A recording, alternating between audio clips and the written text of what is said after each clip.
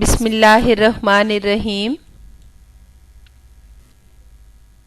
السلام علیکم ورحمۃ اللہ وبرکاتہ۔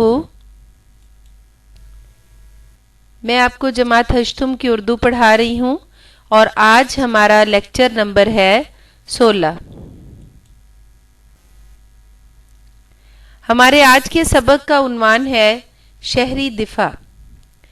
شہری دفاع کا محکمہ لوگوں کو تربیت دیتا ہے اور بوقت ضرورت لوگوں کو ابتدائی طبی امداد بہم پہنچاتا ہے۔ یہ ادارہ حکومت کی جانب سے شہری دفاع کی تربیت دینے کے لیے منظم طریقے سے عوام کو تربیت دے رہا ہے۔ امن کا زمانہ ہو یا حالت جنگ، یہ ادارہ فعال ہے۔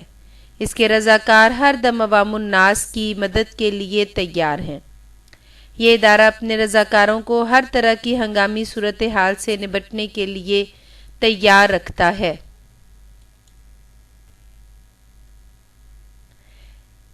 جن حالات میں ہم پاکستانی گزر رہے ہیں، ہمیں شہری دفاع کی تربیت ضرور حاصل کرنی چاہیے۔ کہیں دہشت گردی ہے تو کہیں دشمنوں کے حملے کا خطرہ۔ ہمیں کم از کم اپنے دفاع کا طریقہ معلوم ہونا چاہیے۔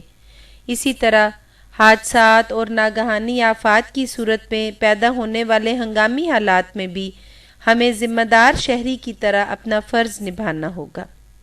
اس سبق میں ہم دیکھیں گے کہ شہری دفاع کے رضاکار کس کس طرح لوگوں کی مدد کرتے ہیں، اور اگر خدا نخواستہ ہمیں کسی ہنگامی صورتحال کا سامنا کرنا پڑ جائے تو ہم کس طرح سے دوسرے لوگوں کی مدد کر سکتے ہیں۔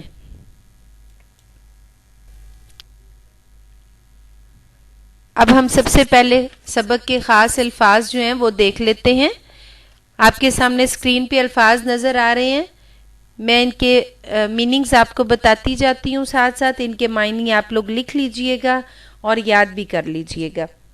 ایمرجنسی، ہنگامی صورتحال، خوامخواہ، بلا وجہ، گامزن، روانہ، حمائل، گھیرے ہوئے، لرزا دینا، ہلا دینا، لپکنا، تیزی سے بڑھنا، عوض، بدلے، رونما، ظاہر ہونا، جھمگٹا، ہجوم یا رش، سرجن، آپریشن کرنے والا ڈاکٹر، شعور، آگہی، مصنوعی، غیر قدرتی۔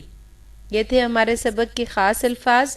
ان کے معنی آپ لوگ یقیناً لکھ بھی رہے ہوں گے اور یاد بھی کر رہے ہوں گے۔ بیٹا سلیز کا سوال جو ہے وہ آ سکتا ہے اس سبق میں سے بھی، امپورٹنٹ سبق ہے یہ آپ کی فرسٹ ٹرم کا، تو بہت توجہ اور دھیان سے اس کو آپ نے سننا ہے۔ اب ہم سبق کا آغاز کرتے ہیں۔ میں ساتھ ساتھ کوشش کروں گی کہ ہر لفظ کا مطلب، ہر لائن کو آسان الفاظ میں آپ کو سمجھاؤں۔ آپ نے پوری توجہ اور دھیان دینا ہے تاکہ آپ کو آپ کی جو اسسمنٹس ہیں آپ وہ بھی اچھے طریقے سے حل کر سکیں، اور جب آپ کا امتحان ہو، کوئز ہو آپ کا، تو بھی آپ بہت اچھے نمبر حاصل کر سکیں۔ دیکھیں جی، ہمارا پہلا پیراگراف ہے۔ فون کی گھنٹی بجی اور حامد نے لپک کر فون اٹھایا، لپک کر تیزی سے فون اٹھایا۔ دوسری طرف سے اس کے ابا جان کی آواز آئی کہ بیٹا میں آج رات گھر نہیں آ سکوں گا کیونکہ شہر کی بڑی مارکیٹ میں بم دھماکہ ہوا ہے اور ہسپتال میں ایمرجنسی لگا دی گئی ہے۔ ایمرجنسی لگا دی گئی ہے، ہنگامی صورتحال ہے۔ اب حامد کے ابا کیا بتا رہے ہیں کہ شہر کی بڑی مارکیٹ میں بم دھماکہ ہو گیا ہے اور ہسپتال میں ہنگامی صورتحال ہے، اس کی وجہ سے وہ آج رات اپنے گھر نہیں آ سکیں گے۔ اس دوران اس کی امی بھی آ گئیں۔ اس دوران یعنی جب وہ باپ بیٹا آپس میں بات کر رہے تھے، اس دوران اس کی امی بھی آ گئیں، اور پوچھنے پر حامد نے بتایا کہ ابا جان کا فون تھا۔ وہ کہہ رہے تھے کہ بم دھماکے کی وجہ سے ہسپتال میں ایمرجنسی لگی ہوئی ہے۔ ایمرجنسی لگی ہوئی ہے یعنی ہنگامی صورتحال ہے، جس کی وجہ سے وہ رات کو گھر نہیں آ سکیں گے۔ حامد نے سوچا کہ دھماکہ کرنے والے کس قدر کتنے ظالم لوگ ہیں، ظالم ظلم کرنے والے ہیں، خواہ مخواہ بلا وجہ بے گناہ بے قصور شہریوں کو ہلاک کر رہے ہیں، مار رہے ہیں۔ اس نے امی سے پوچھا یہ کون لوگ ہیں اور ایسا کیوں کرتے ہیں؟ اب حامد کے ذہن میں فوراً سوال آیا کہ اگر بم دھماکہ ہو جاتا ہے تو کتنے بے گناہ شہری جو ہیں وہ جو ہے اس حادثے میں اپنی جان سے ہاتھ دھو بیٹھتے ہیں۔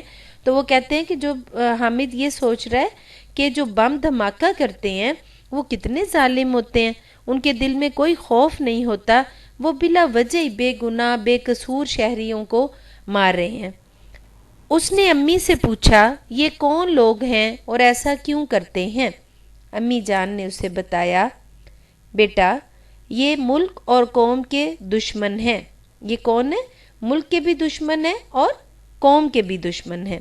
یہ نہیں چاہتے کہ ہمارا ملک ترقی کی راہ پر گامزن ہو، راستے پر گامزن ہو چلے اور خوشحال بنے اور ترقی یافتہ بنے۔ تو ماں اپنے بیٹے کو بتا رہی ہے، امی جان ہے وہ حامد کو بتا رہی ہیں کہ یہ ملک کے اور قوم کے دشمن ہیں، یہ نہیں چاہتے کہ پرامن ماحول رہے، ملک میں امن و سکون کا ماحول رہے اور ملک ترقی کرے، بلکہ یہ چاہتے ہیں کہ ایسے ہی حالات پیدا رہیں اور ہمارا ملک جو ہے وہ ترقی نہ کر پائے۔ اس کے بعد امی نے حامد کو اپنے بستر پر جانے کے لیے کہا کیونکہ رات بہت ہو چکی تھی۔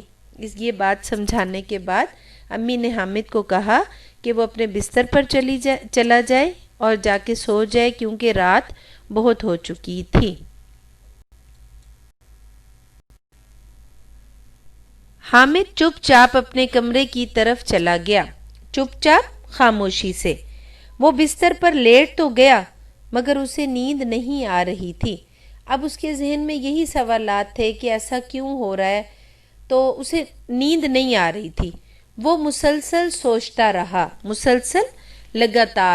لگاتار سوچتا رہا کہ یہ سب کیا ہو رہا ہے، کہ یہ کیوں ایسا ہو رہا ہے، کیوں لوگ بم دھماکے کر رہے ہیں اور بے گناہ شہریوں کو کیوں ہلاک کیا جا رہا ہے، یہ کون لوگ ہیں، یعنی یہ دہشت گرد جو ہیں، بم دھماکہ کرنے والے جو ہیں، یہ کون لوگ ہیں جو چند سکوں کے عوض، سکوں کے یعنی چند پیسوں کے، چند روپوں کے بدلے قیمتی جانوں کا سودا کرتے ہیں، جانوں کا، زندگیوں کا سودا کرتے ہیں اور ملک میں تباہی پھیلاتے ہیں، بربادی پھیلاتے ہیں۔ یہی باتیں سوچتے سوچتے حامد سو گیا۔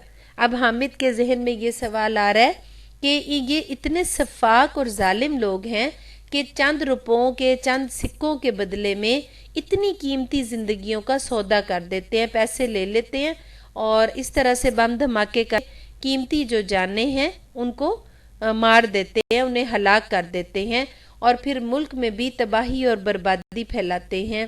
یہی سوچتے سوچتے حامد سو گیا۔ دوسرے روز شام کی چائے پر اس کی ابا جان سے ملاقات ہوئی۔ اب ابا جان نے ابھی پہلے پیراگراف میں ہم نے پڑھا نا کہ ابا جان جو ہیں وہ تو ہسپتال میں ہیں کیونکہ ہسپتال میں ایمرجنسی نافذ ہے، تو ابا جان دوسرے دن شام کی چائے پر ملتے ہیں حامد سے۔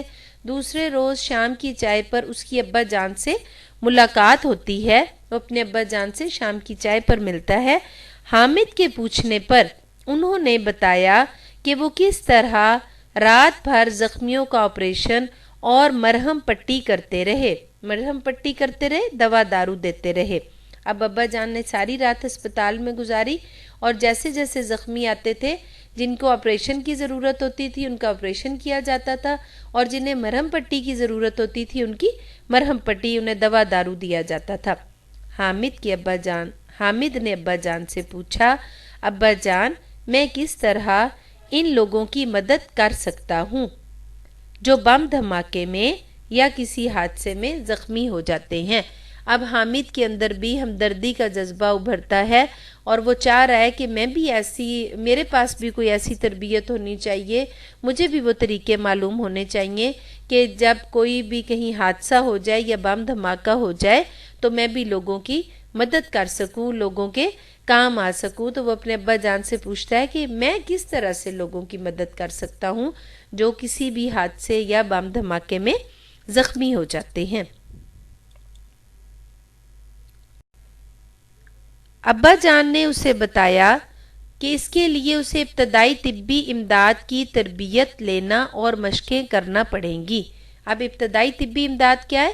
وہ فوری مدد جو حادثے کے فوراً بعد متاثرہ شخص کو دی جاتی ہے۔ تو ابا جان نے اسے بتایا کہ اسے ابتدائی طبی امداد کی تربیت لینا اور مشقیں کرنا پڑیں گی۔ اب مشقیں کرنا یعنی بار بار اسے یہ کام کرنا پڑے گا، سیکھنا پڑے گا کہ کس طرح سے مدد کی جا سکتی ہے، کس طرح سے تربیت لی جا سکتی ہے۔ ابتدائی طبی امداد کی تربیت کے لیے حکومت نے محکمہ شہری دفاع قائم کر رکھا ہے۔ اب اس کے لیے ابا جان کیا بتا رہے ہیں کہ یہ جو ابتدائی طبی امداد کی تربیت لینی ہے یا اس کی مشقیں کرنی ہے، اس کے لیے بھی ایک ادارہ موجود ہے اور اس ادارے کا نام کیا ہے؟ محکمہ شہری دفاع۔ اور یہ کس کی طرف سے قائم کیا گیا ہے؟ یہ حکومت کی طرف سے قائم کیا گیا ہے تاکہ عوام الناس کو، عام لوگوں کو، شہریوں کو ابتدائی طبی امداد کی تربیت دی جائے۔ یہ ادارہ کسی بھی حادثے کی صورت میں زخمیوں کو ابتدائی طبی امداد فراہم کرتا ہے۔ کسی بھی طرح کا کوئی حادثہ ہو جاتا ہے تو یہ ادارہ جو ہے یہ زخمیوں کو فوراً جو ہے وہ مدد پہنچاتا ہے۔ شہری دفاع کے ادارے نے ابتدائی طبی امداد کی تربیت فراہم کرنے کا معقول انتظام کر رکھا ہے۔ اب یہاں دو باتیں ہمارے سامنے آ رہی ہیں۔ ایک تو یہ ہے کہ یہ ادارہ جو ہے جب کوئی حادثہ ہوتا ہے تو اس کے رضاکار جو ہے فوراً پہنچتے ہیں اور جا کے متاثرہ جو لوگ ہوتے ہیں یا زخمی ہوتے ہیں ان کو مدد دیتے ہیں۔ اور دوسری بات کیا سامنے آئی؟ شہری دفاع کے ادارے نے ابتدائی طبی امداد کی تربیت فراہم کرنے کا معقول انتظام کر رکھا ہے۔ تو اس کے ساتھ ساتھ جو عام شہری ہیں انہیں یہ تربیت دینے کے لیے، یہ ٹریننگ دینے کے لیے یہ ادارہ جو ہے یہ اس نے معقول انتظام کر رکھا ہے اور مناسب انتظام کر رکھا ہے، بندوبست کر رکھا ہے۔ تو عام شہریوں کو تربیت دینے کے لیے بھی اس ادارے نے مناسب انتظام، مناسب بندوبست کر رکھا ہے۔ ہر صحت مند شخص کو رضاکارانہ طور پر اس کی تربیت حاصل کرنی چاہیے۔ اب دیکھیں جو صحت مند شخص ہے، اب رضاکارانہ طور پر کیسے کام کیا جاتا ہے؟ جس کے بدلے میں ہم پیسے نہ لیں، کوئی تنخواہ نہ لیں، پیسے نہ لیں، بلکہ ہم اللہ کی رضا کے لیے کام کریں۔ اور ہر جو صحت مند شخص ہے اس کو چاہیے کہ وہ یہ تربیت حاصل کرے تاکہ بوقت ضرورت وہ لوگوں کے کام آ سکے۔ ٹھیک ہے جی، آج ہم یہیں تک پڑھیں گے انشاءاللہ تعالی۔ اگلا ہمارا لیکچر ہوگا اس میں سبق کا بقیہ حصہ میں آپ کو پڑھاؤں گی۔ آپ لوگوں نے اس کو بہت توجہ اور دھیان سے سننا بھی ہے اور اس کے بعد آپ نے سلیس کی جو ہے وہ پریکٹس بھی کرنی ہے۔ اس میں سے کوئی بھی پیراگراف لے لیں، مشکل الفاظ لکھیں اور اس کی پریکٹس ساتھ ساتھ آپ کریں، ٹھیک ہے؟ اور اس میں سے ایم سی کیوز بھی آ سکتے ہیں۔ آپ کو بار بار بتایا جا رہا ہے، یہ بات بار بار سمجھائی جا رہی ہے کہ اس میں سے آپ کا کوئز بھی بن سکتا ہے اور اسی طرح سے جو اسیسمنٹ ہے اس کے کوسچن ریڈنگ میں سے بن سکتے ہیں۔ اس لیے پورے دھیان اور پوری توجہ سے آپ سنیں اور اس کو سمجھنے کی کوشش کریں۔ اب نیکسٹ انشاءاللہ تعالی اس چیپٹر کو کمپلیٹ کریں گے ہم۔ اپنا بہت خیال رکھیے گا اور دعاؤں میں ضرور یاد رکھیے گا۔ جب بھی دعا کریں اپنے والدین کے لیے دعا ضرور کیا کریں۔ اپنے دعا کی ابتدا جو ہے وہ والدین کے حق میں دعا سے کریں۔ اسی طرح سے اپنے تمام اساتذہ کو جو آپ کو پہلے پڑھا چکے ہیں یا آپ کو پڑھا رہے ہیں، تمام اساتذہ کو اپنی دعاؤں میں ضرور یاد رکھا کریں۔ اللہ تعالیٰ آپ سب کو، آپ کے گھر والوں کو اپنی حفظ و امان میں رکھے اور اللہ تعالی ہم سب کے لیے آسانیاں پیدا کرے اور ہمیں آسانیاں تقسیم کرنے کا شرف عطا کرے. اللہ حافظ.